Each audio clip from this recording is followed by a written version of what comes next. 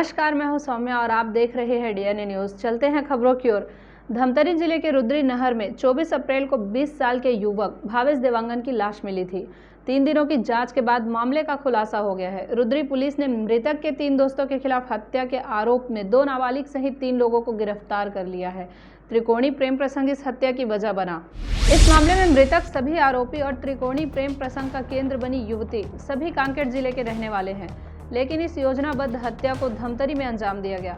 रुद्री थाना पुलिस ने जांच में पाया कि मुख्य आरोपी युवक उमाशंकर नागे का एक युवती के साथ 3 साल से प्रेम संबंध था, लेकिन करीब 2-3 माह से मृतक भावेश देवांगन भी उस युवती से बात करने लगा था। इस पर उमाशंकर और भावेश के बीच विवाद और मारपीट भी हुई थी। इसी विवाद के बाद उमाशंकर ने भावेश को रास्ते से हमेशा के लिए हटाने का प्लान बनाया। इसमें अपने 2 नाबालिग दोस्तों की मदद भी ली। योजना के मुताबिक 23 अप्रैल को उमाशंकर और एक नाबालिग दोस्त मृतक भावेश के घर गए और पार्टी करने की बात पर राजी किया। भावेश की बाइक को रास्ते में टोल नाके के पास छोड़ दिया और उसे अपनी बाइक पर बैठाकर धमतरी ले आए।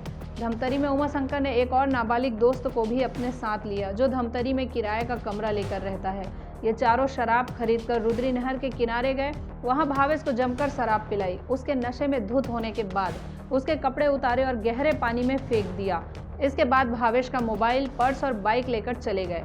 एक दोस्त को धमतरी में छोड़ दिया। उमाशंकर और दूसरा नाबालिग इसके बाद कांकेर की ओर लौटने लगे। रास्ते में जंगल के अंदर सबूत मिटाने के इरादे से मृतक भावेश की बाइक को मोदे गांव के जंगल में जला दिया और अपने अपने घर लौट गए। उमाशंकर नागे और 2 अन्य नाबालिग लड़के और कुल 4 लड़के, इन लोगों ने रुद्री कैनाल के पास शराब का सेवन किए और शराब सेवन करने के पश्चात ये जब नशे में था, भावेश का कपड़ा पर उतरवा दिए और उसको गहरे पानी में धकेल दिया गया। रुद्री कैनाल में करीबन 12 फीट पानी है और बड़ा बहाव तेज़ था, जिससे वो बह गया। शराब के नशे में भी था। उसके पश्चात उसके जो कपड़े और मोबाइल, उसको रुद्री कैनाल में फेंक दिया गया।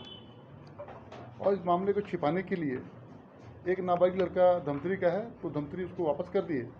दूसरा नाबालिग लड़का और उमाशंकर नागे, ये 2 मोटरसाइकिल, एक मोटरसाइकिल भावेश का था और एक नाबालिग लड़के का था।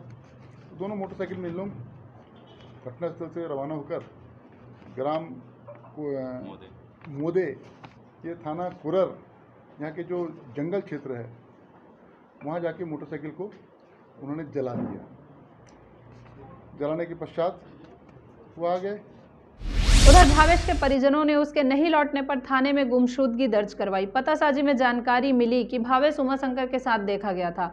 तब पुलिस ने उमाशंकर और अन्य लोगों से सख्ती से पूछताछ की।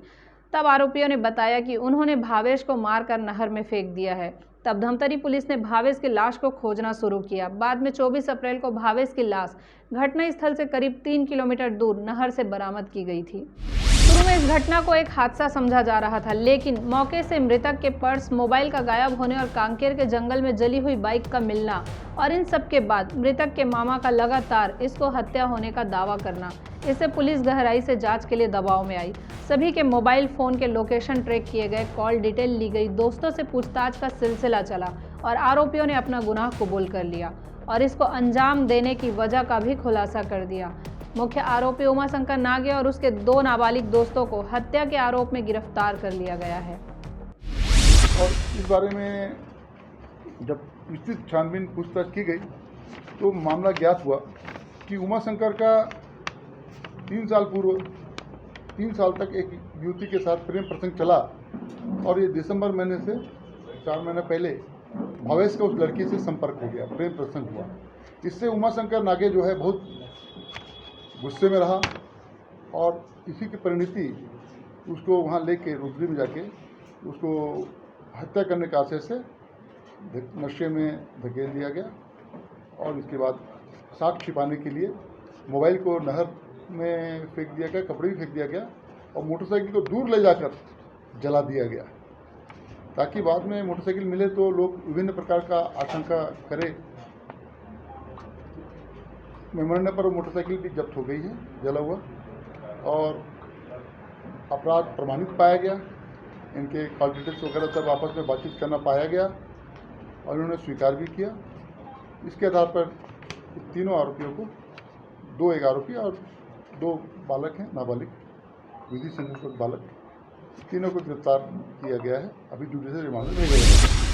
तो ये था शहर में घटने वाली खबरों का लेखा जोखा। हम लेकर आते रहेंगे अलहदा तरीके से हर उस घटना को और एनालिसिस करते रहेंगे खबरों की। आप बने रहिए हमारे साथ डीएनए न्यूज़ पर। विदा लेने से पहले हम इतना ही कहेंगे, आप सभी के सहयोग, समर्थन और सलाह से डीएनए धमतरी का सबसे विश्वसनीय और लोकप्रिय चैनल बन चुका है। हमें उम्मीद है कि हमारा यह विश्वास हमेशा बना रहेगा, क्योंकि ये आपका अपना चैनल है। जय हिंद, जय छत्तीसगढ़, जय धमतरी।